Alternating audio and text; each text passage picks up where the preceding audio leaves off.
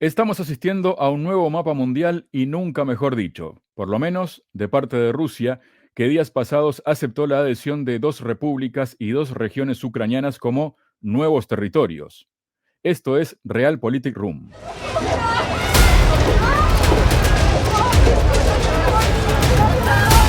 У нас діти підуть до школи, до дитячих садків. Вони будуть сидіти в підвалах.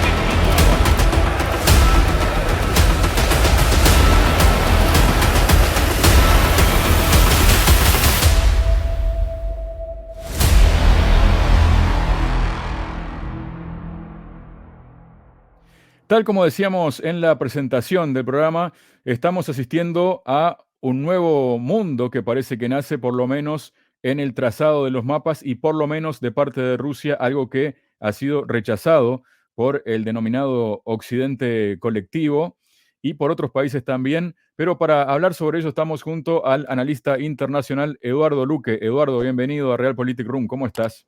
Hola, ¿qué tal? Muy bien. Buenas tardes a todos. Eduardo, voy a presentarte ahora dos imágenes y quiero que me digas o que lo digas a la audiencia qué es lo que pasó entre una y otra.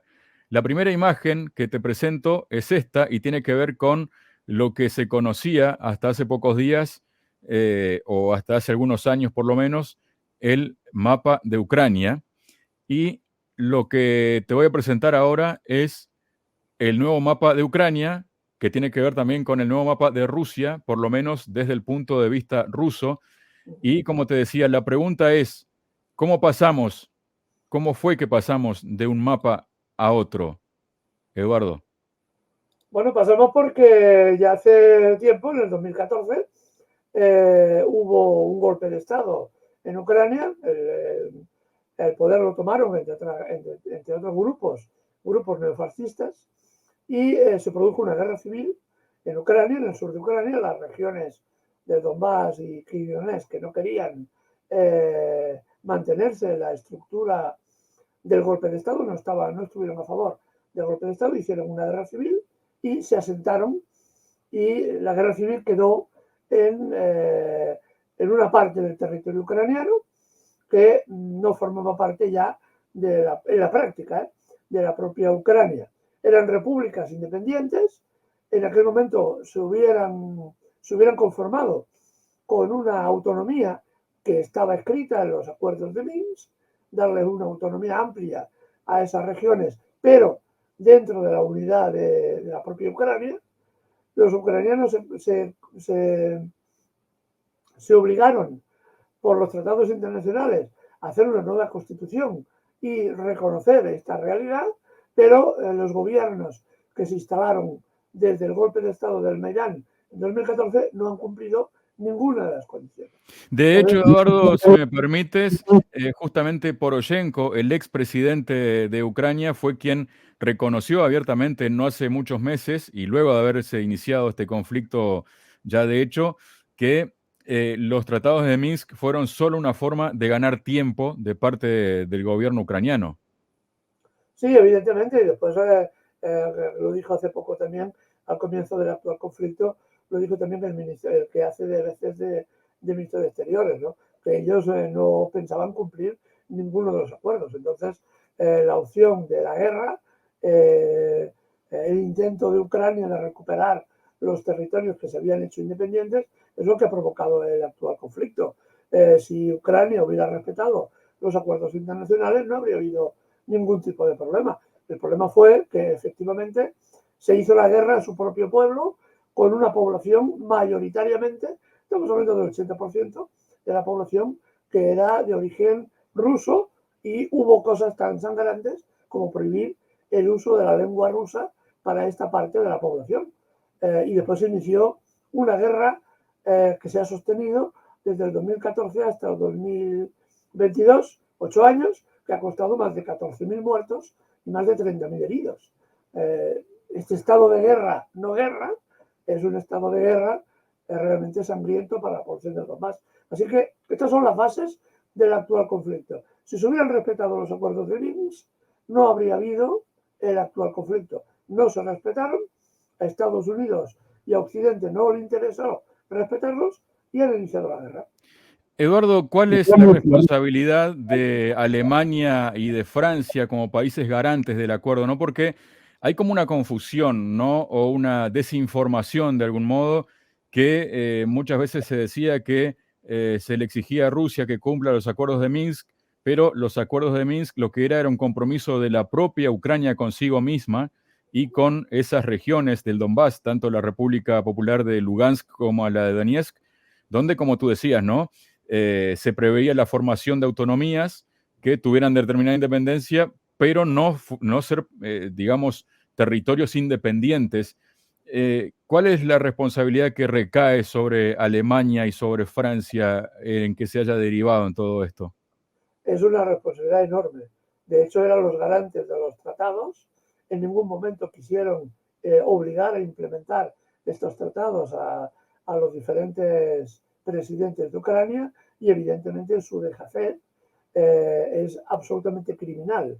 La responsabilidad de la guerra actual recae básicamente en los intereses de Estados Unidos, por un lado, no debemos olvidarlos, y de la OTAN, pero sobre todo a nivel político, la enorme responsabilidad del gobierno francés y alemán que decidieron no cumplir los acuerdos. Recuerdo un poco a la situación de Yugoslavia. En aquel momento en Yugoslavia se llegó a un status quo para no iniciar la guerra, pero Alemania, que se había comprometido a respetar el status quo y no armar a una de las partes, incumplió su palabra, rearmó a una de las partes e inició la guerra civil en Yugoslavia. Así que tenemos una cosa que ya es semejante, ¿no? Alemania y Francia han cumplido este rol, el rol de garantes, y después no cumplir la palabra dada. Igual que en el caso de la política del acuerdo entre Obama y Irán por el tema de la no proliferación nuclear de Irán. Los garantes fueron los países europeos, Francia, Alemania e Inglaterra, que tampoco cumplieron los acuerdos. Es decir, realmente su responsabilidad es enorme. Era de esperar entonces lo que pasó la semana pasada. ¿Piensas que tal vez el proceso se aceleró un poco con respecto al tema, digamos, del llamado referéndum y la adhesión inmediata por parte del gobierno de Rusia de estos territorios? Sí, se reforzó porque hay rumores, ya veremos, esperemos que no se cumplan.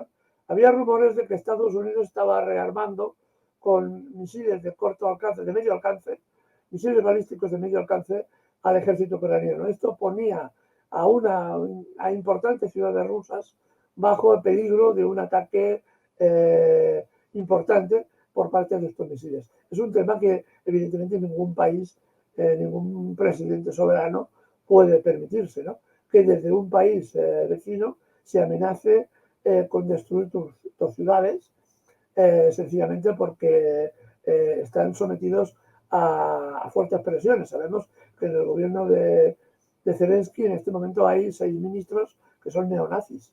No estamos hablando de gente de derecha o de extrema derecha o corruptos, ¿no? Estamos hablando de neonazis, que es otro tema diferente.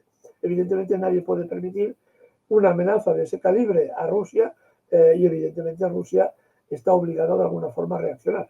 Eduardo, luego tenemos también que el mismo día en que se hacía la ceremonia en el Kremlin de la aceptación de la adhesión de estos nuevos territorios, ¿no? Estas dos repúblicas que conservan el estatus y dos regiones que son Jersón y Zaporozhia, ese mismo día pidió un ingreso por la vía rápida, ¿no? Un ingreso express, el presidente de Ucrania, Volodymyr Zelensky, a la OTAN, y fue respondido tanto por parte del secretario general de la Alianza Atlántica, Jens Stoltenberg, quien se había anunciado horas antes que ese día iba a haber un anuncio importante.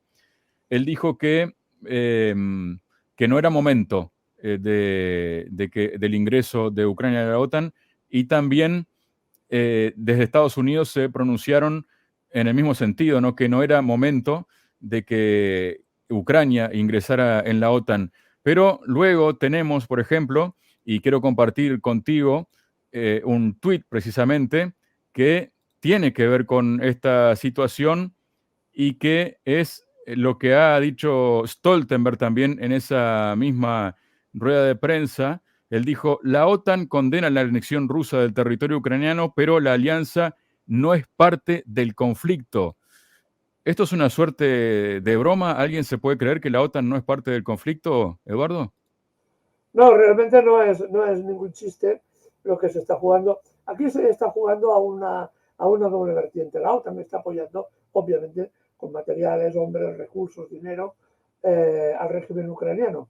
Pero, por otra parte, no puede hacer mención directa de que sus tropas están interviniendo, puesto que en ese momento se decretaría una guerra total entre Rusia y la OTAN. Y en esa guerra total, aquí cabe todo, cabe todo. Entonces es una forma de nadar y guardar la ropa.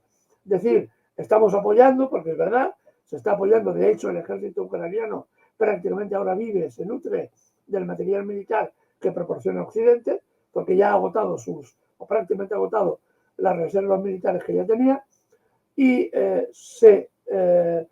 Ucrania resiste precisamente por este material, ¿no? Pero por otro lado no puedes declarar la guerra a Rusia por razones obvias, ¿no? Porque evidentemente el intercambio militar se aceleraría y probablemente habría un intercambio nuclear, lo cual son de alguna forma palabras mayores, ¿no? Así que se mantiene esta especie de dualidad en la que nadie se cree realmente lo que dices. Estamos dentro de una guerra nueva, de nuevo cuño, una guerra 2.0, en la que se juega a muchas bandas y se juega también con la idea, ¿no? La idea de decir yo apoyo, pero no apoyo. Yo apoyo, pero no me implico directamente, ¿no? Aparte hay otro problema. ¿Quién le dice a soldados españoles, ingleses o alemanes que dejen sus casas, sus estudios y vayan a combatir por no sé qué, por no sé quién? Porque realmente es un tema muy complejo, ¿no? Igual que las repúblicas de los más, incluso Rusia, tienen un motivo para intervenir. La población es rusa, siempre ha sido zona rusa históricamente, hay lazos de hermandad de siempre. Estamos defendiendo a nuestra población y a nuestra gente. Esto es una motivación para ir a la guerra. En cambio, el soldado español, soldado alemán, soldado francés, ¿qué demonios se le ha perdido ahí, ¿no? Por eso, precisamente, el secretario general de la OTAN se lo piensa dos veces antes de decir vamos a apoyar con todo y nos vamos a meter ahí en medio, ¿no? Eduardo, aparte de esos dichos, ¿no? Por decirlo de algún modo, de tanto del secretario general de la OTAN como desde Estados Unidos acerca de decir que no es momento del ingreso de Ucrania a la OTAN, sí hay 9 países que están exigiendo que eso se haga, que se cumpla, que se le dé el ingreso a la OTAN, y son Estonia, Lituania, Letonia, Polonia, República Checa, Eslovaquia, Montenegro, Macedonia del Norte y Rumanía. ¿En qué clave se pueden interpretar este pedido, no? ¿Hay falta de conciencia tal vez de la gravedad de la situación de lo que esto implicaría de parte de estas autoridades, de estos países? No, es evidente que hay una falta de realidad de la situación real y una falta de lógica hasta de sentido común. Que países como Estonia, que son tan pequeñitos y con tan poca población, se pueden permitir el fanfarronear que si van a atacar a Rusia, que si vamos a ganar a Rusia, es que, a ver, roza el sinsentido más absoluto, ¿no? La posición de Finlandia prohibiendo a los turistas rusos ingresar, es decir, prohibiendo a los rusos ingresar en su país. Esto es una cosa realmente inconcebible, ¿no? Cuando la energía en Finlandia depende básicamente de las interconexiones eléctricas que vienen desde Rusia, igual que los países bálticos, Estonia, Lituania, todo esto, ¿no? Aquí hay otro problema central, que es Polonia. Polonia está creando un foco de apoyos en estos países bálticos y los países limítrofes, porque hay el interés por parte de Estados Unidos de hundir también la Unión Europea. Y eso, una de las claves, precisamente es Polonia. Polonia es el elemento central que se va a utilizar, se está utilizando para hacer estallar la Unión Europea. Por eso tienen tanto interés en potenciar Polonia y los países que de alguna forma están alrededor y están en esta órbita, ¿no? Quiero aprovechar, Sí, disculpa la interrupción, Eduardo, que dices destruir a la Unión Europea, ¿no? Hemos sido testigos días pasados de la destrucción, ya no sabotaje, sino una destrucción en parte, ¿no? 4 explosiones hubo en los 2 gasoductos que unen Rusia con Alemania, el Nord Stream 1 y el Nord Stream 2. Ha habido pérdida de gas, sigue habiendo de momento, y desde los países anglosajones y también desde gran parte de Occidente apuntan a que, de hecho, la ministra española Teresa Rivera directamente acusó al presidente Putin de haber emprendido este sabotaje. Bueno, dicen que es una demostración de que hace el Kremlin, de que ningún gasoducto está a salvo y que pueden hacerlo en cualquier momento con otro gasoducto. Algo que rechaza el Kremlin, ¿no? Diciendo que cosas obvias, ¿no? Como que es una pérdida.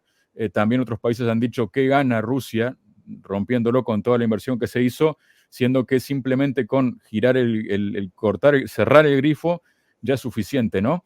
A esto se suman unas declaraciones del secretario de Estado Antony Blinken, quien dijo que ahora Estados Unidos tiene la oportunidad para acabar con la dependencia energética europea de Rusia, o mejor dicho, que ahora Europa tiene la oportunidad de acabar con la dependencia energética de Rusia de una vez por todas. Y también se ha sabido por estos días de que hay congresistas estadounidenses que quieren imponer sanciones a Argelia porque le está comprando armamento a Rusia, algo que en todo caso, si esa fuera la justificación, podrían haberle impuesto sanciones antes porque Argelia desde muchas décadas es socio de Rusia en ese sentido y le ha comprado armamento, ¿no? Hay como un intento, ya que se puede notar, de estrangulamiento no solo a la economía y a la industria europea, sino también al europeo de a pie cuando se llega al invierno. Sí, es evidente. Aquí hay 2 planos que tenemos que están interrelazados, ¿no? Es el plano de lo que va a pasar, lo que está pasando en el Sahel, que tiene unas repercusiones todavía con lo que está pasando en Europa, y evidentemente el gran problema para nosotros, que es el problema europeo. Realmente la ruptura, bueno, la voladura por parte de fuerzas especiales de Estados Unidos, y hay que decirlo así de claro, o de la OTAN, que para el caso es lo mismo, de los gasoductos, implica que obliga a Alemania y a toda la Unión Europea a depender del gas caro, escaso y controlado por parte de Estados Unidos. Estados Unidos veía que la única posibilidad de humillar completamente a la industria alemana era quitándole el gas. Los gasoductos que venían por Ucrania y por Polonia han sido cortados. El que venía de Turquía fue cortado también, un atentado, curiosamente, también un atentado en Turquía, y quedaban los 2 gasoductos del norte, el Gulf Stream, el 1 y el 2. Y estos han sido volados. Así que Alemania y Europa, gran parte de Europa, se queda absolutamente sin gas. Únicamente Polonia ha podido realizar un gasoducto que le va a proporcionar muy poquito gas, unos 10.000 millones de metros cúbicos, cuando Europa necesita unos 160.000 millones al año. Es decir, que es una gota de agua para las necesidades europeas. La industria europea va camino del colapso y, por tanto, el colapso de la Unión Europea, puesto que vamos a ver también en un futuro muy cercano, estamos hablando no ya de años, sino de meses o semanas, como muchos países, cada uno va a tirar por su lado, intentando escapar a esta situación como sea, ¿no? Y eso va a aumentar las tensiones enormemente en la Unión Europea, porque además no tendrán capacidad financiera. Los países como era Alemania, que tenían un importante superávit económico, ahora ya tienen déficit de exportación, no ingresan lo que esperaban ingresar, las reservas monetarias van a entrar también en declive y evidentemente no se podrá financiar la Unión Europea, y la no financiación de la Unión Europea implica su aumento de tensiones y supuestamente su disolución o su estallido. Ese también es otro de los escenarios. Y el segundo escenario que hablábamos, ya en la reunión de la OTAN en Madrid en el mes de junio se dejó claro que el siguiente escenario de guerra era el Sahel. Y los 2 primeros países implicados en este conflicto son, por un lado, Marruecos y Argelia. ¿Por qué Marruecos y Argelia? Argelia es el gran productor de gas que va, o un importante productor de gas licuado que va a España. España se regasifica y se envía a Europa, ¿no? Si cortamos este gas, ahogamos todavía más a Europa, la ahogamos completamente.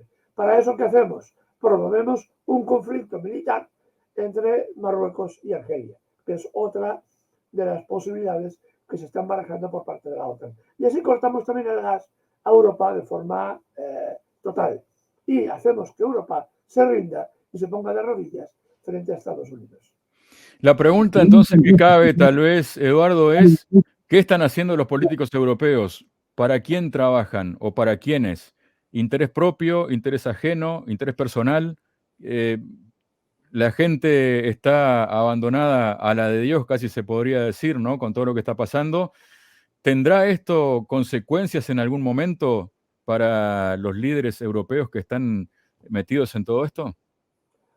Evidentemente, a ver, ¿para quién trabajan los líderes europeos? Mire, los telespectadores han de tener en cuenta una cosa. Hay una cosa en común entre Pedro Sánchez, la presidenta de Finlandia, el señor Macron, la señora Merkel en su momento, la señora May en Inglaterra también en su momento, el señor Draghi en su momento. Hay un nexo en común todos ellos. Forman parte de un grupo de personajes que se formaron en las instituciones de un señor llamado Schwab, que es digamos, el director de la conferencia en Davos. Ahí tiene un sistema de universidades donde se formatean los futuros líderes políticos europeos y incluso norteamericanos. El presidente de Canadá también pasó por estas universidades. Todos estos líderes son después potenciados a través de los mecanismos de financiamiento que existen, y algunos de ellos alcanzan zonas de poder, ¿no? Así que están todos con las mismas ideas, están todos formateados con las mismas ideas, ¿no? Macron, señor Pedro Sánchez, el presidente de Canadá, y evidentemente todos tienen una misma concepción de la vida y de la política, ¿no? Y es por eso que aparentemente hemos de pensar, se han vuelto locos. ¿Cómo es posible que todos digan lo mismo? Todos repiten el mismo sonsonete. Aparte de que políticamente son débiles, el caso más evidente es del canciller Scholz, que es increíble que la gran industria alemana le esté diciendo, por Dios, ¿a dónde vamos? Has de plantar cara a Estados Unidos y potenciar las relaciones económicas con Rusia y mantenerlas porque nos vamos a la ruina, y al contrario, este señor sigue insistiendo en llevar a su país al precipicio, y Europa también. Así que tenemos un nexo en común entre todos, o no todos, sino una parte importante de los presidentes del mundo occidental, que están cortados por el mismo patrón. Estas fundaciones filantrópicas, se llaman así, tienen mucho dinero, generan una conciencia colectiva, atraen a futuros líderes políticos, los formatean y los envían después a la arena política, y algunos de ellos llegan a presidentes. El otro día Peter Schwab, este personaje, el precursor o el innovador del Foro Económico Mundial, en un vídeo que corre por internet, él mismo reconocía, y estaba muy contento, que una gran parte del Parlamento alemán y su presidente, del Parlamento canadiense y su presidente, habían sido formateados, habían estudiado en sus universidades con sus becas y los habían ayudado a subir al poder, ¿no? Que lo digan, una cosa es que lo sepamos, lo intuyamos, otra cosa diferente es que se atrevan incluso a vanagloriarse de que pueden poner presidentes y parlamentos. Solo así se explica, o al menos una parte se explica, lo que está pasando con los dirigentes europeos.